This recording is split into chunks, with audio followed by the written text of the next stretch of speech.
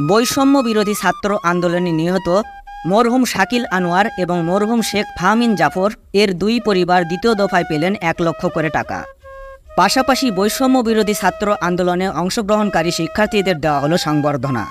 এ সময় সভাপতি হিসেবে উপস্থিত ছিলেন ৪ নং পাচুপুর ইউনিয়নের সম্মানিত চেয়ারম্যান জনাব মোহাম্মদ খবিরুল ইসলাম, আমির বাংলাদেশ জামায়াতে ইসলামী বাংলাদেশ আত্রাই উপজেলা শাখা। পরিচালনায় ছিলেন জনাব মোহাম্মদ আসাদুল্লাহ আল গালিব, বাংলাদেশ জামায়াতে ইসলামী সভাপতি সেক্রেটারি আত্রাই উপজেলা।